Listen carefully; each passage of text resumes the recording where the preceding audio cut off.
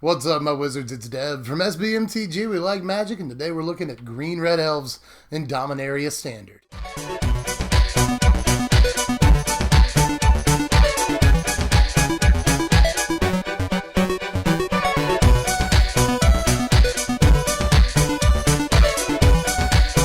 Capital green, lowercase red. Now, elves is another one of those tribes from Dominaria, just like goblins, that people are like, no, we'll wait until the core set comes out. There's not enough support for it. Hogwash. Poppycock, in my opinion. Honestly, I think there's a couple of ways that we can build elves pretty strong right now. So what I'm going to do is I'm going to give you a $50 budget deck this time around, but at the end of the video, I'll show you a way that if you wanted to spend some money, you could build this deck to get the absolute best nut draw in Standard, no questions asked. But first, might as well get started with the budget deck because we got some stuff to cover here, and I'm going to start things off with the obvious 4 copies of Lotta Elves. You knew this was going to be here. This is like 7/10 at least of the reason to play elves in this format. It's actually like 10/10 of the reason to play most green decks in this format, actually. So it stands to reason, one would assume, right, that if it's good in not elves decks, it should probably be in our elves deck, because theoretically it's even better here. And that holds up under scrutiny. You know, we've got 11 different 3-mana plays in this deck that we can get on turn 2 because of this guy, and they're all really good plays. So we'll definitely play 4 of these. We'd kind of be really dumb not to. Can you imagine? Can you imagine if I was like, Lotta Elves isn't good enough in our elves deck? It is, it turns out. For similar-ish reasons, we're going to play 4 copies of Servant of the Conduit. It's got the right creature type, and for at least a couple of turns, it can ramp us. That's important. You know, this can get us to a turn 3/4 drop if we missed our Lotta Elves on turn 1, and that's actually really important. And just like Lotta Elves, if we needed to, it can crack in. You know, not a whole lot of Elvish 2 drops right now have 2 power, and that's actually kind of important. As long as it's part of a team that's swinging in, this can actually get in for some damage as long as there's stuff your opponent would rather block, and that's important. Now, I'm going to play 2 copies of Marvin the Nurturer in the deck. It looks like you might be able to play up to 4 of this thing, but honestly, we're trying to be pretty aggressive in this deck. We're trying to go low, and Marvin does sort of slow us down a turn, but there's a huge payoff if you have your Marvin down for even just a turn or 2. You know, if you play a couple of elves, suddenly Marvin's pretty big and can tap for a lot of mana, and if you can keep her out for beyond that, sometimes she can easily become the biggest creature on your side of the board. So Marvin is definitely good enough to be in the deck, and we've got some tricks with her in this thing where we can put like extra +1/+1 counters on her and either make her tap for more or just make her way bigger if we want to. So Marvin can sometimes be an aggressive creature, but it takes a couple of turns to get there, so I'm only playing the 2 copies. That said, this is one of our biggest payoffs for actually just playing a bunch of elves. So we got to play at least a couple of copies of it, and it's definitely worth it going on like turn 4 or 5, where your early game creatures are starting to peter out, but your Marvin is huge. So sometimes this can straight finish a game for you if it's the biggest creature out. And if it's given just a couple of turns to get big enough, it will. Conversely, I'm going to play 3 copies of Richcar in the deck because this is a much more aggressive card that has immediate impact on the board as soon as it hits, makes some of your team bigger, makes elves that don't usually tap for mana now tap for mana. That can be important. And even an elf that does tap for mana like Marvin, this has great synergy with. You know, not only will she get a counter just because Richcar is an elf, but she can get another counter from Richcar. It gets even bigger, taps for more mana. So I like the synergy there too. I think 3 Richcar is right. By the way, Marvin isn't the only creature in the deck that has that kind of awesome synergy with Richcar, because we're also going to run Halar the Fire Fletcher in this deck. I hate saying its name. The name has not gotten any prettier, but the card is actually pretty neat. It allows us to play a kicker package in the deck and then do some extra damage with this guy, which can actually sometimes be really relevant. But there are some really notable, relevant, unexpected things you can do with this during a combat step, because our kicker spells, most of them at least, are instant speed. So you can change this thing on a moment's notice during a combat step, whether it's swinging in or it's blocking for you. And that's really, really relevant, because you can wreck combat math that way and do way more damage than they expected you to be able to do. It's actually pretty darn good. Like, even if you only kick 1 spell, then this can do up to 5 damage during a combat step. You know, it becomes a 4/4, and the triggered ability does 1 damage because it has 1 counter on it.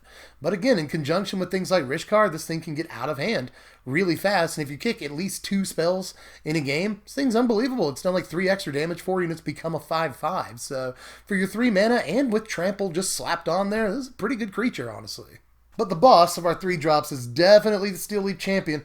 Gotta play this, right? It's the most expensive card in the deck at a whole $5. I think it's actually like $4.50 right now, which is a far cry from the almost $20 it was pre-ordering for at a time. But just because of the price dip, a lot of cards dip in price after pre-order season. Don't let it fool you. This is still a very relevant card. This is the whole reason that Mono Green Monsters is even a deck right now, aside from Llanowar Elves. This is the other giant reason, is because this is just an unbelievably tough play to really do much about. You have to Revolt Fatal Push, Seal Away deals with it, but really not a whole lot else that early in the game can do much about a Steelleaf. And even if we don't get the best start in the world aside from Elves into Steelleaf, it's still a crazy start. Those could be, our only 4 cards in our hands, the 2 Forests, a Llanowar Elves, and a Steelleaf champion, and I would take that if we had mulliganed to 4. Take that every day, because it's just a crazy way to start a game, and it's unblockable by most early game creatures, by the way, too. So just Steelleaf Champion, the hype was very, very real on it. This is one of the better cards in all of Dominaria. It hasn't warped standard or anything, but it is a threat that people are really, really worried about in the early game right now. If you can drop a turn 2 Steelleaf, you're on top of the world. But even if you drop a turn 3, 4, 5 Steelleaf, you're still doing pretty good. This is a good creature all throughout the game. Now, I'm going to move way back down the curve for just a second before I get to the last elf we're playing, so that I can stop off and show you the 2 copies of Norodom Renegade that we're running here. Now, I think Norodom is important enough in this budget deck to run a couple of copies. If you're looking to pour money into it, maybe this is one of the first things you cut. But while we're only spending $50, we could do way worse than Norodom Renegade, man. This is another 1-drop in case you missed your Llanowar Elves.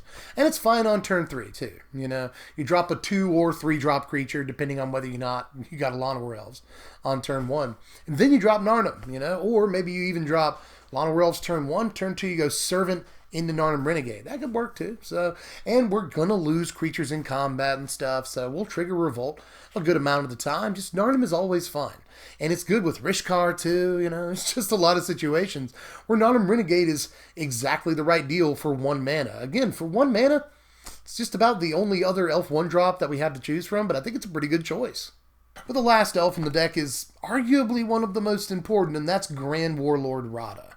That's right, a whole playset of Hot Rod, looking thick, got no problem with that, but this is a real important card in this deck, just like the Mono Red Aggro deck. Plays 4 copies of its Hazoret. I think we need to play all 4 copies of Radha here, because not only are we looking to get this by turn 4 every game, just like the Mono Red deck is with its Hazoret, but we're looking to get this in some instances, most instances actually, by turn 3. We got Llanowar Elves, Servant of the Conduit, plenty of ways to facilitate a turn 3 Radha, and that's where she really, really shines. Do note, this is the most important thing about the card, that you get the mana right when the elves swing in. You don't have to worry until the end of your combat step, or if they survive, or if they deal damage to your opponent, or any of that nonsense. As soon as they swing in, you get that mana. That means that you can use that mana immediately to, again, cast instant speed pump spells and stuff, kick spells if you got enough mana to do it, and you should a lot of the time, because very often you'll draw your card, move straight into your attack step. That way you'll have all your lands untapped, plus whatever mana you get from your creatures swinging in. So this can lead to a ton of mana that you can use during your combat step to kick spells and do just crazy stuff. Another cool piece of tech, just to finish up my thoughts on Radha here, is that she allows elves to swing in that you would normally have to hold back to either, play something after your combat step or maybe kick something during your combat step, depending on how many lands you have out. There's going to be situations where you would traditionally want to hang back with some mana dorks, but with Radha, she allows your elves to swing in and still give you mana on that turn, which is important. Now, as far as the spells go, we're going to play a bunch of cheap instant speed effects in this deck, not only just to take advantage of Radha, but just because they're good in general, starting with the 4 obvious, gotta play copies of Blossoming Defense. Now, this is still one of the best 1 mana protection pieces ever printed, so we're definitely going to play it in the deck. It's just easily, maybe at the end of the day, the best protection spell in Standard, period, 1 mana or not. And it's a great pump spell. Aside from that, too, this can help creatures survive combat situations they wouldn't otherwise have survived. One cool thing, another thing pertaining to Radha, too, is that if they block your Radha with a Lyra, well, your Radha sticks around, Lyra dies. Yeah, they gain some lifelink, but whatever, who cares? You still killed their Lyra, your Radha survived. That's really important. You did that for 1 mana, and you were able to do it even if you were tapped out when you played your Radha, because you got a mana when Radha swung. So, swung. I'm from the South, we say swang, but you got the mana when Radha swung. So that's a cool situation, but Blossoming Defense is cool in just about every situation. Even if you're using it as a counterspell, not during your combat step, it's a good card. But it becomes especially bonkers when you have a Radha swinging in and any number of other creatures. It gets creatures in for more combat damage. That's amazing. Just everything about Blossoming Defense. Why does this card only cost 1 mana? It's unbelievable. And we're looking to protect more creatures than just Radha. Marwyn might not be playing a bunch of copies of her, but once she's out, we want her to stick around, get big, tap for a bunch of mana, or just be a threatening attacker. So this is a great way to protect Marwyn or Steelleaf Champion or whatever. So I think it's a no-brainer. We definitely play all 4 copies. We're actually not done with instant speed pump spells. We're going to play 4 copies of Gift of Growth in the deck too. And originally, I was just playing this for Halar. I wanted more synergy with Halar. The card is very good with Halar, but it's good in every other situation too. I really like the flexibility that these kicker spells give us during our combat step, especially when we have a Radha out and we can make a bunch of mana. This is flexible to our situation in that if we're not making a bunch of mana, we don't have to kick it, and it's still a fine spell. Just like Blossoming Defense, if they block our Radha with a Lyra, this will kill the Lyra, keep our Radha out. So that's important right there, but it can make, even a Llanowar Elves, a 3/3 unkicked, or a Marwyn way bigger, Richcar way bigger unkicked. So that's important, but if we are swinging with Radha and a few other creatures, then suddenly we have plenty of mana to kick this. An unblocked Llanowar Elf gets him for 5 damage, which is unbelievable. Radha suddenly swinging for 7. So this thing is actually crazy, whether you can kick it or not. I really love the flexibility on this card.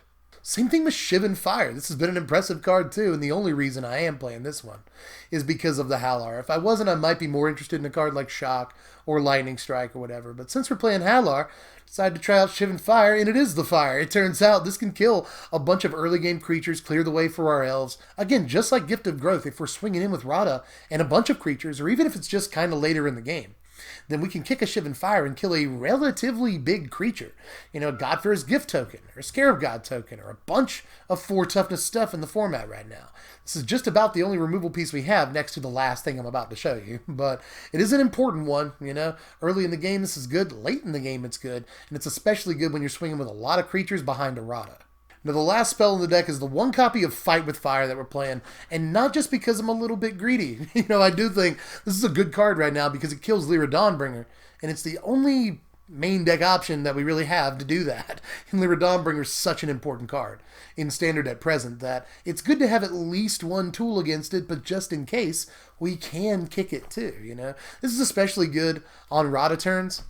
Even though it's not instant speed, we can still hoard that mana, shelve it until our second main phase, and then we can use the mana plus whatever lands and other mana dorks and stuff we have out to help kick this. It's actually not super hard in this deck if we were able to swing with 4 creatures.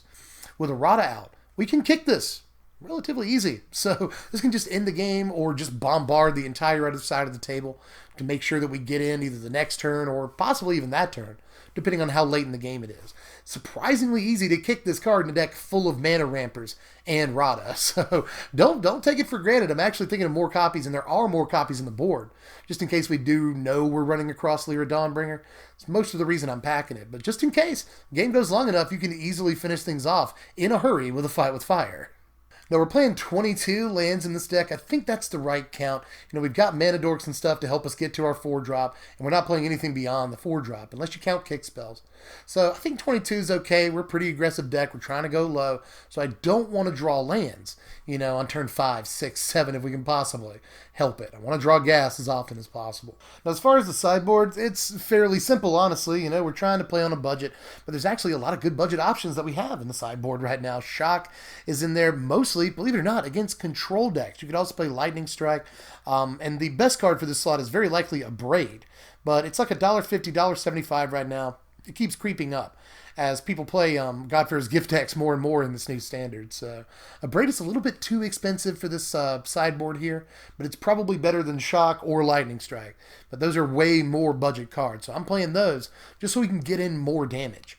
Or at least I'm playing the Shock, just so we can get in more damage against control decks quicker. We won't need the Shivan Fire very often against them, so I think Shock's just a better choice.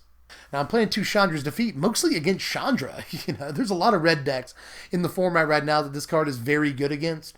And it's instant speed, so note that you can, swing in with a Radha and immediately cast this. So that's kind of cool. Get a creature out of your way before it even has a chance to block. So that's a fun play. It's worth noting, but Chandra's Defeat has just always been good. Takes out any number of small red creatures other than Hazoret, obviously. But it kills Glory Bringers and stuff too, so it's a very efficient card for just the 1 mana, and most importantly, it kills Chandra, which in turn kills everything in our deck, so we gotta take care of her. Honestly, Naturalize, even though it's not a threat like Brontodon is, it's still a good card. It costs 1 mana less, really half the cost in total of what it costs to kill something with a Thrashing Brontodon. Actually, finally, one more thing this has over Thrashing Brontodon is that you can play this again at instant speed during your combat step if you swing in with a Radha. Sometimes that can be important, because God for His Gift is a thing, Seal Away's a thing, Ixalan's Binding, Cast Out, Heart of Kiran, Aether Sphere Harvester. You could name artifacts and enchantments that are relevant all day. So I think it's important to play 4 copies of something that deals with them. You also see the 3 Fight with Fire. Yeah, I'll finish off the playset here against slower decks just in case we feel like we can kick this in. Sometimes that can be important because this ends the game on the spot a lot of the time.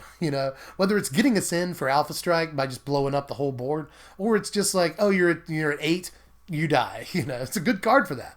But mostly this is for Lyra Dawnbringers and other huge creatures that just brick wall this deck. And Lyra definitely does that. They resolve a Lyra, they can just laugh for the rest of the game. So we will side in Fight with Fire in those circumstances because Lyra is very, very good against us.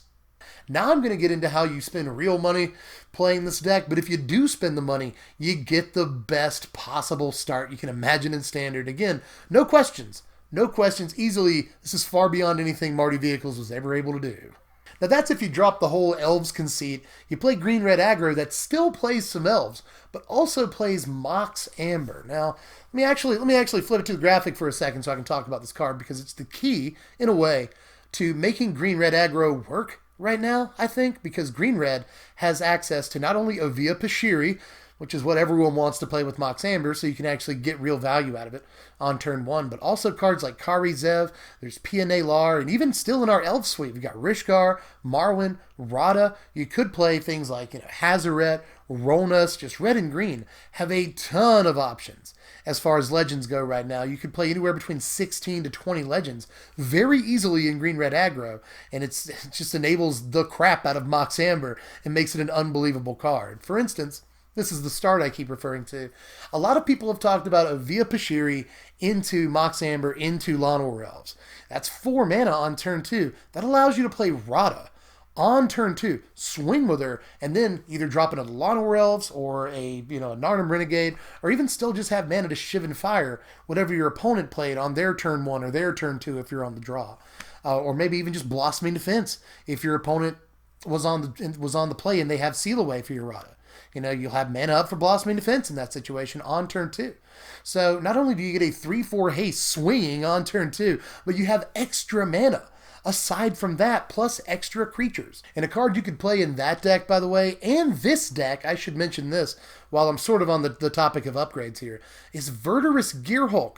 Verdurous Gearhulk looks crazy in a deck with Mox Amber because if you had Servant of the Conduit, Llanowar Elves, and Mox Amber, it would be very, very easy to enable a turn 3 Verdurous Gearhulk in a variety of ways. Lots of ways to get to a turn 3 Gearhulk with that setup, and it just goes crazy. And even in the budget deck, Verdurous Gearhulk is insane with Marwyn and Halar, Just put all of the counters on Halar and then kick a spell, and suddenly Halar's doing ridiculous damage with that triggered ability. So Marwyn's tapping for all the mana, so I think that Verdurous could actually be played in either the upgraded or the budget deck for that matter. It's only like 250 right now.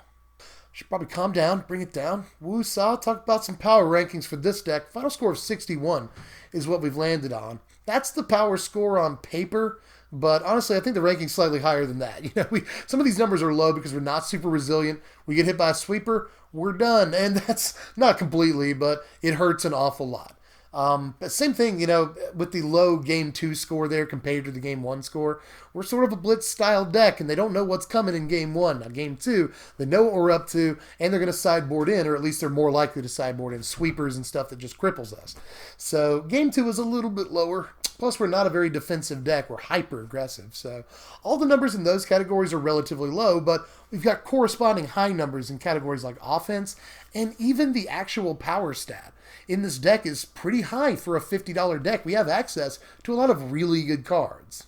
And if all else fails, you just fall back on the gruesome twosome. The Bash Brothers, dude. Lotta Elves into Steelleaf Champion is just an unbelievable playline in the early game right now. And even if they can kill it, they still had to use early resources on your Steelleaf Champion. That takes some of the pressure off of your, your eventual Radhas and Marwins and Howlars and Richcars and all that stuff that you'll fill the board with. They had to use early game resources to take care of Steelleaf, and again, that frees you up a little bit to develop your board afterwards. So even if Steelleaf doesn't attack for the win, it still helps you win the game, because they've got to do something about it. And the whole time they're trying to do something about it, you're developing your board. So you can still fall back on that combo. If you get that turn 1 into that turn 2, you're doing all right, almost no matter what else happens.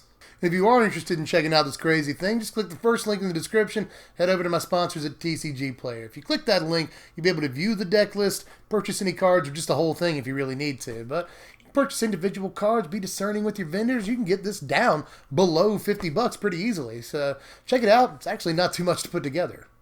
But anyway, I think I'm tapped out for now, my wizards. Let me know how you felt about it in the comments. What you'd change, yada yada, even what you're hoping for in core set. What elves do we need to make this real? But I actually already think this deck is real enough, can steal some packs at F&M and all that. And if you want to spend some money on it, again, that start is juicy. That nut draw is gross. And even if you don't get the nut draw in that deck, you can still just go Lotta Elves Steelleaf Champion. So, deck actually looks pretty good at present. But if we get some pieces, deck is real. But let me know how you like it down there in the comments, and do all the other YouTube stuff. Like the video if you like it. Super low effort, takes no time, helps me tremendously. You can also subscribe. That also helps me a lot and takes not much effort. You just sub and then click the notifications bell, so you have to click 2 buttons. It takes slightly longer than just clicking like, but put in the effort for me if you will. If you haven't subbed yet, it would mean a lot to me, and you get a whole lot of good content right there in your inbox. Like, hey, Dub just uploaded a deck you're really excited about and didn't even know it. Do that if you would. Or if you really want to, you can throw me $1 a month on Patreon. Just $1 a month. $1 every 30 days, and not only can you participate in polls to help vote on what decks we'll do, but I'll let you know what decks we are doing the day before they come out. So again, pretty decent value for a cheeseburger a month. Help me out if you can. Well, that's it, you guys. Hope you have fun with Elves, and I'll catch you cats later. I'm Deb from The Place. Thanks for watching, my wizards. Spread love and be kind.